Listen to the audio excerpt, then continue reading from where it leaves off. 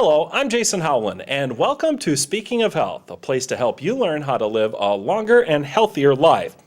A robin singing in the morning, a baby's laugh, the ticking of a clock, all are just examples of sounds many of us take for granted, but not people with hearing loss. However, those folks don't have to live in a world of quieter, less distinct sound. With us today is Dr. John Tunnell. He is a board-certified audiologist at Mayo Clinic Health System. Thanks for joining us today on Speaking of Health.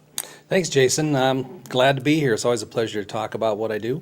Well, today we are talking about hearing loss and the help of high-tech hearing aids. First of all, let's start off with the basics. How does the ear work, and how do we hear sounds through our ears? Well, the ear is quite a complex mechanism. It starts with sound vibrations. Anything that vibrates generally produces a sound if it's within the frequencies that the ear is sensitive to, like 20 to 20,000 cycles or hertz as they're known.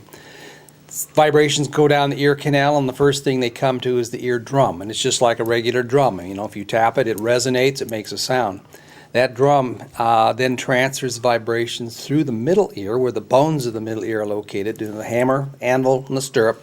They all vibrate, and they're positioned in a way that actually amplifies the vibrations before it reaches the cochlea. And the cochlea is where the nerve of hearing begins.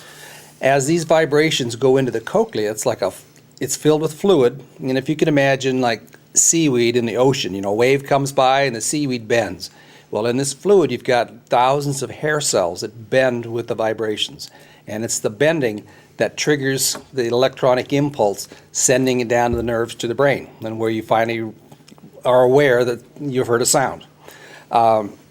And so the ear basically is broken down into three general parts: the outer ear, the part that we see, the middle ear on the other side of the eardrum, and then the inner ear, where the cochlea is, things you can't see, and the rest of the brain. It's a pretty intricate system then, it sounds like. Oh, it's extremely complex. It can hear ranges of sounds, like it's frequency-wise, from 20 to 20,000 hertz, but intensity-wise from 0 dB, which is defined as the softest sound an adult normal hearing person can hear. I mean, we're talking about just infinitesimal amounts of vibration up to very large, 120, 130 dB sounds, which are millions and millions of times louder than the softest sounds. Well, today we are talking about hearing loss. What is the most common cause of hearing loss? Two causes are generally cited as most common: noise and aging. But a lot of the hearing loss of aging is also thought to be the result of growing up in a noisy culture, because studies have been done of people in quiet environments, jungle dwellers, tribes in the jungle, and they tested the hearing of their elderly. Very good hearing compared to the average person living in America. So they call it socioacusis. It's just the result of vacuum cleaners, blenders, cars, airplanes, all the things that we take for granted all over a lifetime do have their effect. And what do? Do they wear down the workings of the ear over time? Is that what they're doing? It's the main problem is in the hair cells. If they are overstimulated, they become fatigued. And usually, you can go hunting or something, and you find that you feel a little bit, your hearing is affected, but the next day, your hearing seems to be better. But you repeat that often enough, and the hair cells fatigue, and then they die. They actually break off, and they don't recover. They don't repair themselves. And so once that happens, that becomes a permanent loss. And it's the high frequencies that tend to be most vulnerable to that. And so most hearing loss is a high frequency loss in the beginning, and then it migrates to the other frequencies, but that's the most common problem we see. Can hearing loss also be inherited? So, for example, if my father had hearing loss at an early age, does that mean I have a greater chance of having hearing loss? Their estimates run about 50% of all severe hearing loss is inherited. Mm-hmm. And there are certain diseases that pass down family lines quite characteristically, and we look for those, so then we can predict, what the future is going to look for this person and what they can do about it.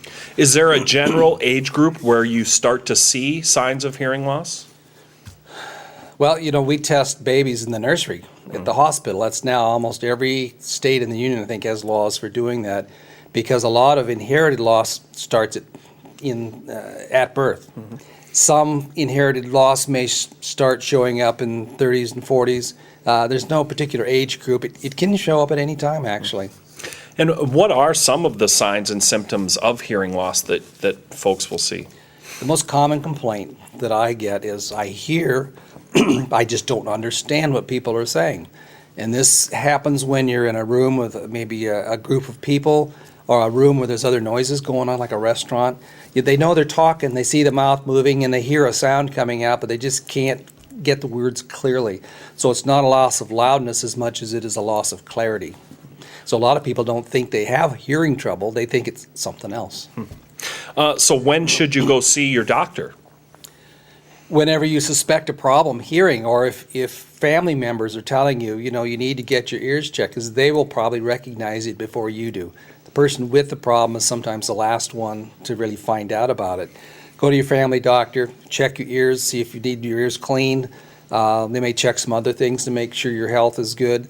And then beyond that, they'll refer you to somebody like me, hopefully, and we can do a more in-depth diagnostic test and really see if it's a hearing loss. If it is, the cause of it, possible treatment, how severe it is, what sort of rehabilitation they might require. And what are some of those tests that you do in audiology? I usually start off by, after we've checked the ears, we'll do what's called tympanometry. It's a pressure test to see how well the eardrum is moving. That will pick up fluid in the ear, holes in the eardrum, perforations, abnormalities of the middle ear. Then we do an audiometric test. We put earphones on, just like many people have had in school. You hear a beep, you raise your hand. Same sort of thing, except we do much more extensive than what the schools do. After that, we also check for words. We see how, this is the clarity factor, how clearly do you hear? We know what you hear for sounds, but now how well do you understand what you hear? And so we will do a test called word recognition test to see how well you can successfully repeat a series of 25 words or so, and we do each ear independently. And that really is a test that gives us a very good idea how well you're functioning. So when should someone be given help with a hearing aid? Whenever the hearing loss is impacting their life and there's no medical treatment to fix it. They've been to the physician or the ear specialist and there's no treatment. That's when they need help with amplification to make things louder. And the hearing aids are designed to pick up primarily the frequencies that you don't hear. They don't amplify every sound, only the sounds that are the most difficult for you to pick up. So it's not like sticking just a general microphone into your ear. It's picking up specific sounds that you're having difficulty with. Exactly. The hearing aids of today are programmed by the computer. We put your test results in the computer, frequency by frequency, level decibel by decibel, and then the hearing aid the computer sets the hearing aid for that pattern. And so if you have good hearing at one frequency, it won't put any energy there. It'll put it where you need the most help. And I would assume that hearing aids over the last 10, 20, 30 years have improved greatly. Yes. The new digital products are really fun to fit. The older analog hearing aids were really, it was an art form. Mm-hmm. Now it's more scientific, but we have the computer to help you figure out a lot of these problems of what to fit and how to fit it, and it's really become a lot easier. What are some of the different styles of hearing aids that are out there? Well, all the styles that used to be are still available. You've got behind the ear hearing aids, where you put an ear mold in the ear. You've got in the ear hearing aids, where an impression of the ear is taken, and then the hearing aid is actually built from that impression. And the newest one to come out and the most popular these days is the over the ear, are also called the receiver in the canal, receiver in the ear. It's a very small hearing aid behind the ear, then there's just a little thin wire that comes down the front of the ear, and the actual speaker from the hearing aid is down inside your ear canal. And that gives, it allows us to keep the ear open rather than plugging it up like we used to with the older hearing aids. Because with the digital revolution, they've learned how to tune out the feedback. The problem that most people had in years past is just feedback, and all of our efforts would go into reducing the feedback because you can't hear anything if your hearing aid's whistling. They've done this digitally now, so now we don't even have to plug up your ear for most cases. And it's much more comfortable. People love it. People have worn the old hearing aids, switched to the new ones, just can't believe the difference.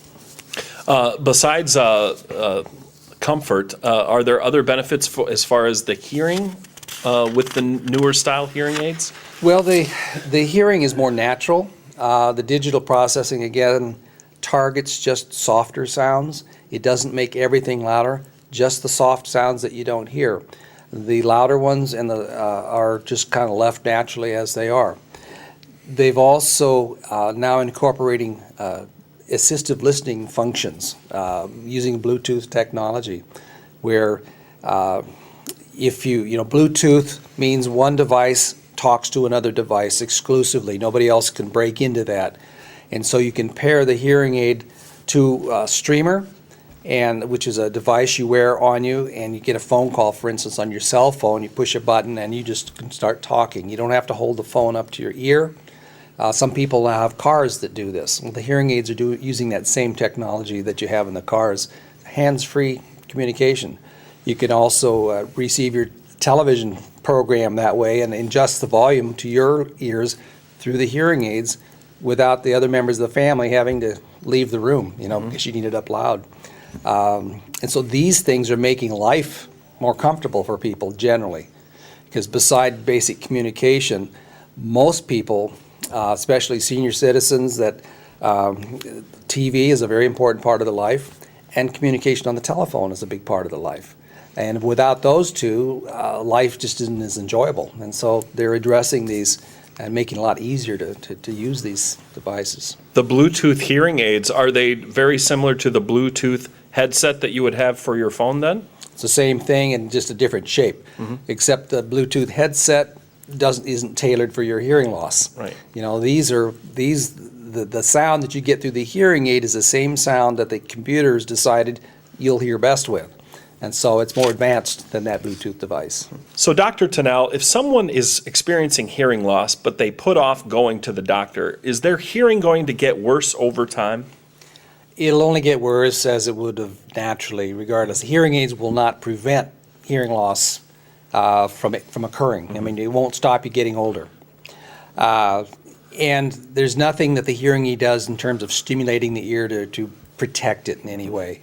The only problem is the longer you put it off, the harder it is to kind of learn something. I mean, if you wait till you're, can't feel things with your fingers anymore, the sooner you start, the more you'll enjoy it, the more you'll enjoy the benefits of it. So there shouldn't be a fear factor, like if I don't do it, I'm going to lose my hearing. And occasionally some people get that feeling. That's not it. It shouldn't be under compulsion. You shouldn't twist anybody's arm to come in. When they're ready, if it's affecting their lifestyle, they need to come in. And whenever you start's the best time. And the process of getting fitted for a hearing aid, it sounds like it's pretty simple too, right? Pretty simple. Like I said, first check with your family physician. Then we do if he refers to us, we'll do the hearing test, check everything out thoroughly. And then it's just a matter of a 45-minute appointment to program, show the person how to use it, how to clean it, and take care of it, change batteries. Then I usually have them come back again in a week or two for a follow-up visit. After that, they're pretty much on their own. But if they're having problems, we'll keep seeing them week to week until we solve the problem. And you've been providing services at Mayo Clinic Health System in Fairmont for many years, but you're also going to be in St. James now as well, right? That's right. We'll be going there initially twice a month, and depending on the reception we get and how many people there are to see, we'll either up that or rethink it. And that's the same situation where folks in St. James see their family doctor in St. James, and then they can be referred to you and see you right in Mayo Clinic Health System in St. James. That's right. That's correct. All right. Well, unfortunately, we are all out of time. I want to thank you, Dr. Tunnell, for joining us today on Speaking of Health. It's been a pleasure. Yes, it's been my pleasure. Thank you very much for inviting me. And that's it for us. Have a great day, everyone, and be healthy.